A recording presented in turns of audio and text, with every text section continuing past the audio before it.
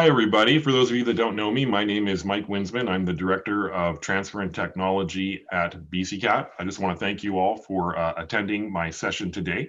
In case you're wondering, that picture behind me, that is a picture of my living room. I'm not actually in my living room, but I figured it would be nice to have a better background than just showing you my deep, dark basement, which is where I'm actually currently located. Obviously, this is a new format for us, and so I hope that you will find this type of format engaging. Today's topic that I'd like to discuss with you is titled Examining Barriers to Articulation Maintenance. So this has been an issue that's been on our radar for a couple of years now, and I'm going to give you an overview of the overall issue, and then I'm going to describe some potential options with regards to how we can deal with this particular issue. But first things first, I thought I'd give a little bit of background. So the BC Transfer Guide has been around for a very long time. It was first published in the 1980s, and it actually was published in physical format in these giant phone books that are currently residing in the place we used to call our office, although we've all been in our basements for the last 6 to 8 months. The BC Transfer Guide itself actually was published online for the first time in 1995. Since the inception of the BC Transfer Guide, we have created over 230,000 articulation agreements, and that is a lot. That's probably the largest transfer guide in Canada, if not North America, and it's all a testament to the good work that you guys have done. Now, not all of those agreements are still active, so we have come to define what we call active agreements in the BC Transfer Guide as agreements that are currently open without end date. So when you go to the transfer guide, you will see that an agreement has an effective date, both a start date and an end date. If there is no end date, it just means that the agreement is ongoing. And of those types of agreements, we have about 131,000 agreements. So all of this is to say, and I think it's fair to say, that here within BC, we are really good at creating transfer agreements. In fact, we're the best at it. I mean, why not just say it? We are really, really good at creating transfer agreements, and that's a testament to all the work that you guys do on a day-to-day basis in support of articulation. Now, I think it's important, though, to dig a little bit deeper into this issue. So first things first is, what is an articulation? Well, an articulation is an agreement, or it can be a set of agreements that outlines when courses are equivalent to each other. That seems pretty straightforward. We all are well versed in that concept. However, implicit within an agreement are certain responsibilities. And within the articulation agreement, some of those responsibilities include that institutions will honor the terms of the agreement. That seems pretty obvious. You wouldn't create a transfer agreement and then turn your back on that agreement. And when there's been no instances that we know of where institutions are not honoring their transfer agreements, but I just thought I would get that out there just so that everybody is clear. And the other responsibility that institutions have is a responsibility to notify each other when there are substantive changes to course content or learning outcomes. And this is the area where there is a little bit of fuzziness. And so I thought I would just peel back a little bit of the layers on what it means for substantive changes. So if you take a look at substantive changes, the actual definition of the word substantive is involving matters of major or practical importance to all concerned. It also means a considerable in amount or numbers. That is from Webster's Dictionary. You can look it up. I promise you that is the correct citation. From an articulation perspective, we look at substantive changes in terms of when rearticulation is required. So when there are substantive changes to the content or to the subject matter or to the objectives or learning outcomes that could alter the equivalence of the articulation, rearticulation is recommended. All right. So this is one area where there is a little bit of fuzziness, because one of the questions becomes, well, what constitutes a substantive change? For some institutions, what they might consider a minor change might actually be a substantive change to the receiving institution that is offering an equivalence. Now, we don't want to be overly prescriptive on this area, but we do want to elaborate a little bit on what is a substantive change and what is not a substantive change. So in terms of what is not a substantive change, um, a non-substantive change would be a minor change in topics, a minor change to texts or assignments, reasonable modifications to learning outcomes, or changes that are intended to update the course to be in line with the norms of the system. And I should mention by the way, that you've obviously probably noticed by now that I'm going to be using a lot of emojis throughout this presentation because I feel that that's kind of the language of the day these days. And so you're going to see a lot of emojis throughout my various slides. One thing that I really want to stress, though, in terms of what's not a substantive change is a change to a course title, a change to a course number, or a change to a course prefix is not considered a substantive change. So what the assumption here is that when you change a title or when you change a number or change a course prefix, there is no underlying change to the content. That is not considered a substantive change, and that does not require a rearticulation request. So now that we've discussed what a substantive and non-substantive change is, I thought I'd give you a little bit more background on where this issue has really come to our forefront. So way back in 2018-19, which does feel like a decade ago, considering what we've gone through over the last 8 months, BC CAT undertook a course audit. And we took a look at all the courses that are in the BC Transfer Guide. And we sent a course catalog to every institution through our registrarial contacts. And we basically asked them if they could confirm for us whether the course has been discontinued, whether the course has been renumbered, or whether the course has been re-prefixed. And this was the results. Approximately 30% of the courses that were listed as active in our records and in the BC Transfer Guide had changed in some way. And the most shocking part was that the changes had not been submitted through the transfer credit system. And if you're looking at that emoji right there, that shocked face emoji, that was literally the look on my face when I started to see the results trickle in as a result of our TCS data audit. So there was a lot of courses that had undergone change. But they had not been submitted through the TCS. And that was surprising because that meant that there was a lot of information in the BC Transfer Guide that was out of date. So I decided to go further down the rabbit hole. So the TCS audit just took a look at courses. We just said, tell us if this course has changed in terms of number, title, or prefix. But what about the agreements? So keep in mind that every course can articulate to up to 38 other institutions. So, you know, one course can have an exponential impact if it's not currently updated in the transfer guide. Now, within the TCS, we maintain records of when an agreement was last reviewed. So whenever you submit a course for the first time, when it's evaluated by the evaluator, when it's published by BC CAT, we include date stamps on whenever those changes are created. So I decided to take a look at the overall agreements that are listed in the TCS. And this is what we found.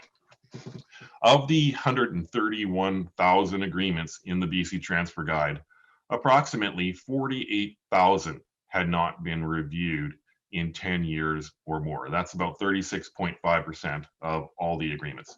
These are courses that either have evaluation dates that are 10 years or older, or that we don't even have an evaluation date. It's fair to say that many of these agreements may have not been reviewed since 1995. So we have agreements that have start dates that go back to 1995, and we have no record of any previous evaluation, meaning that some agreements might be on the books for 25 years or more, and they have not been reviewed. So I decided to take a look at this by discipline. And I just want to preface this a little bit by saying this is not meant to be a shame list. In many ways, this is actually going to be an indicator of popularity. The more popular a subject, the more highly articulated a subject, the more likelihood you're going to see courses, volumes of agreements that have not been reviewed in a long time. So this is your top 15 list.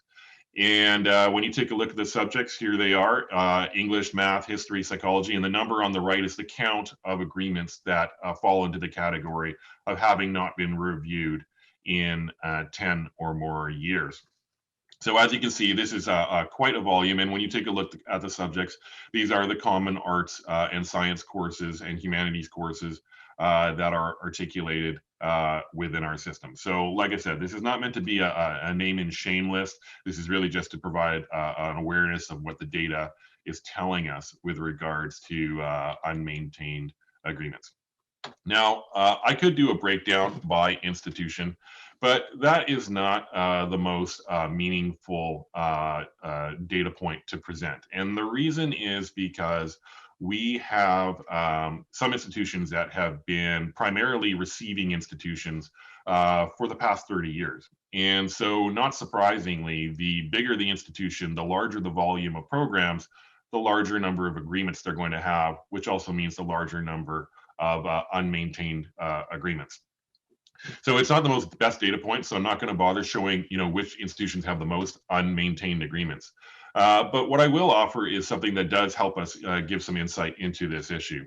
About 10 years ago, a little less than 10 years ago, and this speaks to how long I've been at BCCAT, I helped lead a consultation with the sector that changed the way we articulate in the BC transfer system. We used to have colleges that were listed primarily as sending institutions, and we used to have universities that were listed primarily as receiving institutions. In 2011, we flipped the switch and we enabled every institution to send and receive courses for articulation. And so we had sending institutions that for the first time ever started to articulate as receiving institutions. So by definition, they have been articulating for 10 years or less.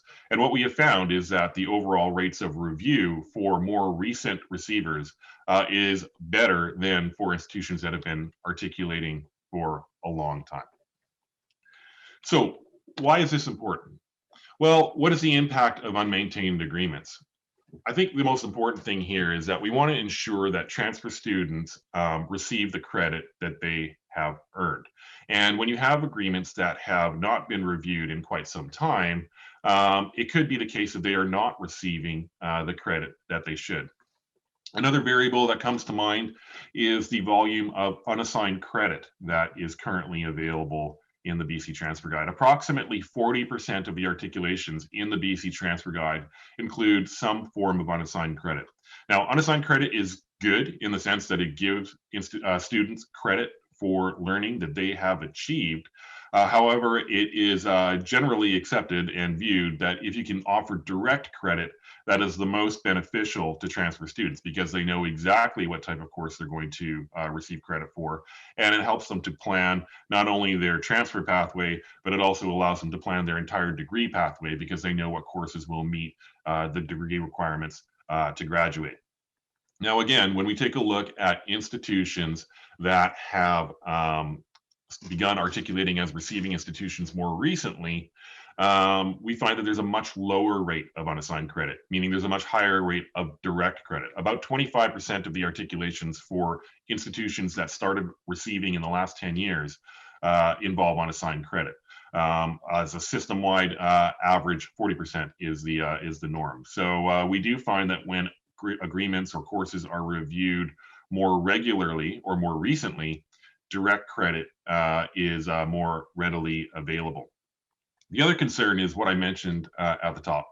So if a course was articulated way back in 1995, there may not have been a direct equivalent available at that time.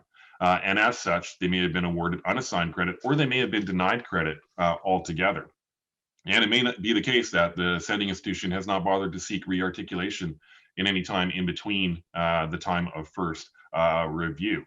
What that means is that some students may be denied credit when there actually is an equivalent available at the time of articulation. The other thing to keep in mind is that when I mentioned about substantive and non-substantive changes, it could be that a course undergoes very minor iterative changes year over year. And so on a year-by-year basis, rearticulation may not be necessary. But if after 5 or 10 years that iterative change can accumulate into a substantive change, meaning that the course looks entirely different than when it was first reviewed. That's why there is a particular priority, or at least there should be an emphasis placed on making sure that regular reviews are conducted. So what have we done so far on this particular issue? Well, last spring, we decided that we were going to start providing reports to our articulation committees for their spring and their fall meetings, so that they could at least become aware of what is the situation within their discipline.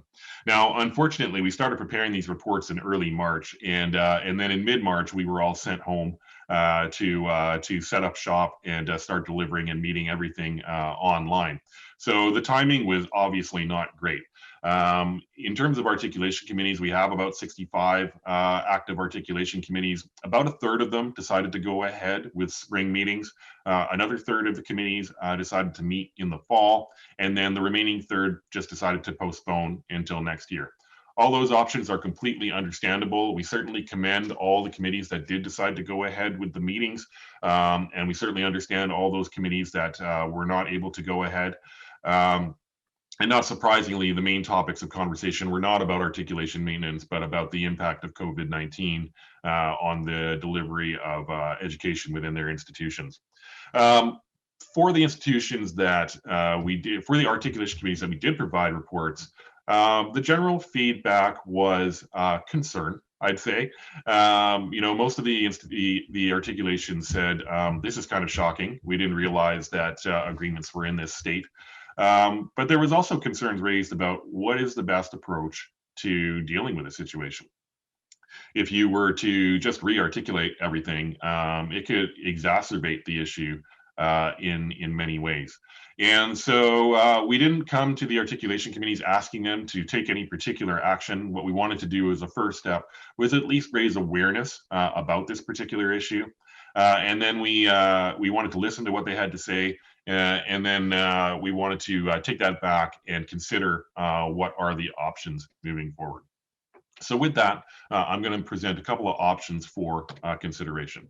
So what are the ways that we can proceed on this particular issue? Well, option one is re-articulate. We could go ahead and re-articulate the 48,000 equivalencies that are 10 years old or more. But there will be an impact as a result of that particular option. The first impact will be a flood of requests through the registrar's office. I think that this emoji properly captures the general sentiment that will be expressed if we were to choose this option. I think the end result is not going to be what we want. I think that it's not likely to resolve the issue. I think that if I was sitting in a registrar's office and I was presented a list of 3,000 agreements to re-articulate, I probably wouldn't act on it. I'm just going to be honest. I would probably just say this is not surmountable. This is not feasible. This is not likely a good use of my time. And so the end result is that it's not likely to resolve the issue. A secondary issue of concern to me is that this could lead to revolution and a likely BC Cat coup d'etat. That's not something that I'm interested in either. And so I'm just going to point that out, that option one, to re-articulate, is probably not the best approach. So what is a reasonable approach? Well, we could take a systematic approach. And that involves one or more of a variety of options that we can pursue. So here are some of the options that we can do. We can focus on the highly subscribed disciplines in year levels, and that will help pare down some of those articulations. So I showed you the top 15 areas of where there are the most unmaintained agreements. Those could be areas for us to begin. We can also take a look at providing reports to institutions so that they have a complete scope of where the issues are. The other thing we can focus on is first and second year. So there are third and fourth year agreements in the transfer guide, but they're not widespread. The majority of agreements are predominantly first and second year. And so taking a systematic approach could involve us taking a look at the highly subscribed first and second year courses and making them the priority in terms of review and re-articulation. So that's a possibility as well. here at BCCAT, we manage the technology that enables the creation and maintenance of agreements. And so we do have the ability to start automating things like reminders, so that when agreements are approaching their 10-year anniversary, or when they've gone beyond their 10-year anniversary, we can send automated notifications to institutions to let them know, hey, these agreements might want to be reviewed, and just let them know so that they can start building into a process a regular review. The other option, and I will be looking forward to hearing your advice on this one, is whether articulation agreements should carry expiry dates. This is not something that we have ever implemented here at BCCAT. Some institutions have built-in policies or practices where they will say that they will only award credit for courses taken 10 years within the last 10 years. But that's not a hard and fast rule, and it's never been something that we have built in to the BC transfer guide. And there could be some merit to the discussion of expiry dates. In some disciplines, the content evolves more rapidly than others. For example, computer science. I've read various statistics that says that what you learn in first year can be obsolete by the time you reach third or fourth year, depending on what it is that you're studying. Whereas other disciplines like English literature perhaps does not need to have a hard line in the sand with regards to expiry dates. Just throwing that out there as an option. This is an option that's being considered in other jurisdictions, and so perhaps it's time for us to take a look at expiry dates. Finally, there's the last option, and that's option 3, which is do nothing. This is known as the Donald Trump approach to the pandemic in some ways. You could just sit there and just let nature take its course.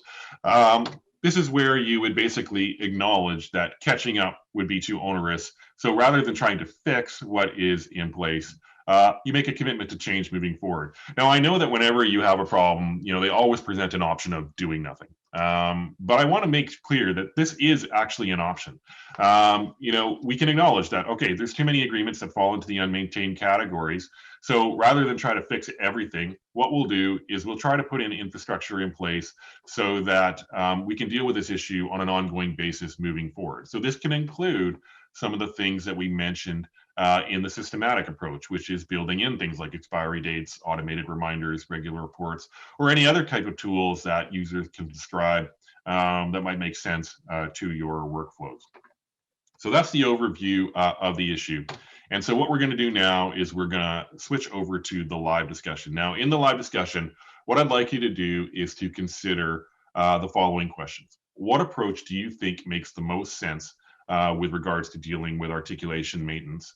And what are the main barriers to articulation maintenance at your institution?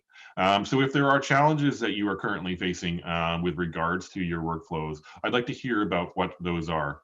Also, what can BCCAT do to enable a regular review of articulation arrangements? So if you take a look over to your left, or to your right, sorry, there is the question and answer section. There is also the chat. I am in the chat live, and so what I'd like to do is switch over now to the live portion, and then we can continue the discussion from that point.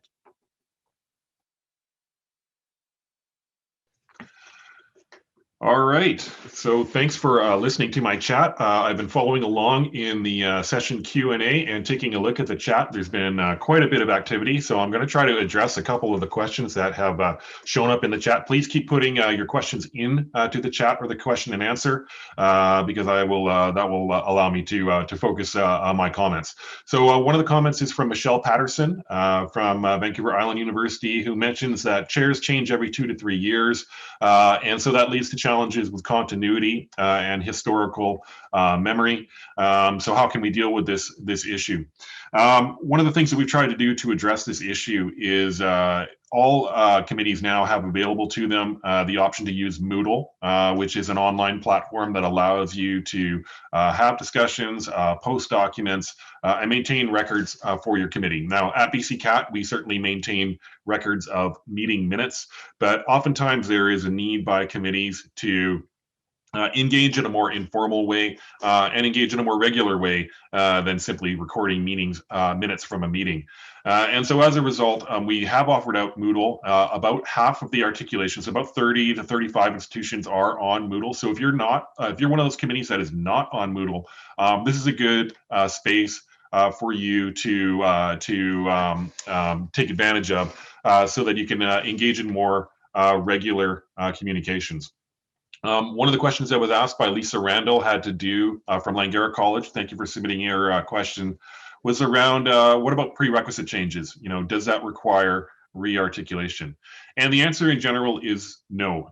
It doesn't require rearticulation if there are changes to a prerequisite. Really, what matters is learning outcomes. So as long as the outcomes remain the same within the course. If it's just a regular updating of a text, you went from the 5th edition to the 6th edition of a textbook, those don't require rearticulation. There's a question here submitted from Anne Summerfield from UNBC, who asked a very good question. So the question, I'll read it in her words. As a prof, I own my content, and each iteration or sessional can be slightly different. Is this accounted for? The answer is yes. So when an articulation of a course takes place, it should be recognized that you are evaluating an instance of a course. So it doesn't mean to say that every section offered by different instructors is exactly the same. There can be degrees of difference. There can be differences in the sequence of topics that are covered. There can also be differences in just the types of topics that are covered. And that's okay. Again, it comes back to the learning outcomes. As long as the learning outcomes are achieved, then that's what the articulation should be based on. We always try to encourage people to remember that when you're reviewing a course, you're not reviewing a specific professor's course. You're reviewing an example of a course, and therefore you should go based on what is in the syllabus and go from there.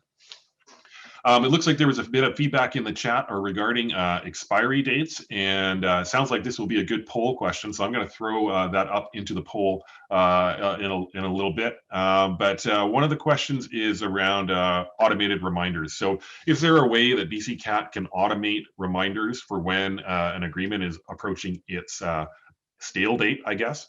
And what would that look like? And that's a question from Olivia Urbano, who is from UBC Vancouver. That's a good question. She says that she's worried that her email inbox will explode.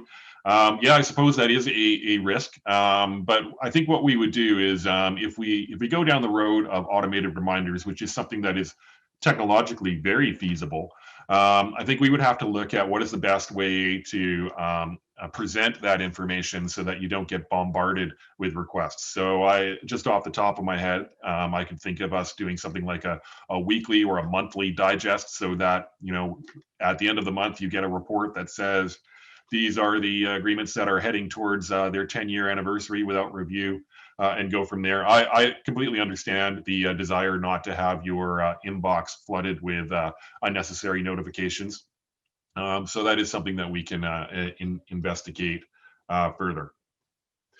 A question from Lori Miller, who is concerned about the impact on the mature student who is returning to post-secondary mid-career should expiry of courses be broadly implemented. That's a very fair question.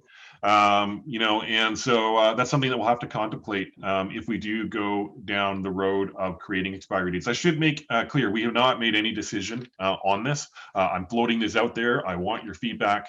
And I think that we have the ability to not only do this on an institution basis, but we can do it on a subject basis.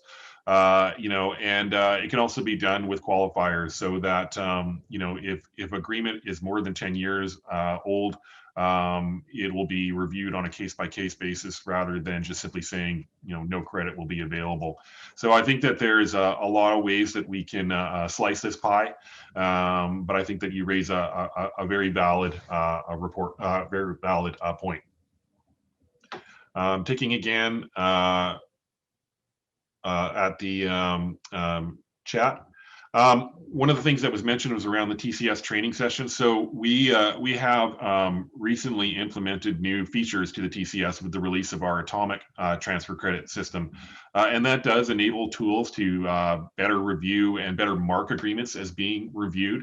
And one of the questions was around, will we be adding some new content into the training sessions that we are scheduling every quarter? And the answer is yes, we will be doing that. So we committed to doing quarterly training sessions with our users. We had our first one last September. And that was kind of a bit of an overview for new users. But what we're going to be doing moving forward is making those sessions more focused, and we will focus particularly on topics. So it could be that we have a session that's just dedicated to articulation maintenance, and that would be the focus of that particular session. Some of the questions are more procedural. So will the automated reminders go to the faculty assigned in the address book? Good question from Hazel and Jaria. Maybe. Again, I think this is something that we need to consider and put out there. So what I'm actually going to do is I'm going to post some questions in the community board, because I see that the community board is very active right now with lots of people posing questions for further discussion. And so I'm going to post some questions in the community board, and then what I'd like is for people to start writing in their thoughts and their comments and their feedback, because I think that that will give you a little more time to think through some of the issues that we have presented on here.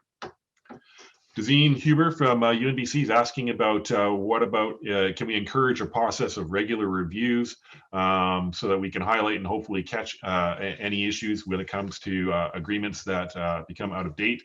Yeah, I think we can, and I think we should. And so, I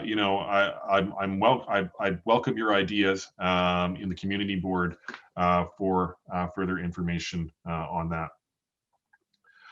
All right, so we are actually at time. It's 11:31 by my clock. So I do appreciate, I'm going to hang around in the chat for a little bit. And then at 11:45, we are going to be moving on to a session called Pandemic Pivot with Tracy Roberts from BC Campus, who's going to let us know a lot more about what's going on with our sister agency over at BC Campus. So thank you, everybody, for participating and listening to this discussion. And I will continue to hang around in the chat for a little bit to answer any further questions. We'll see you at 11:45.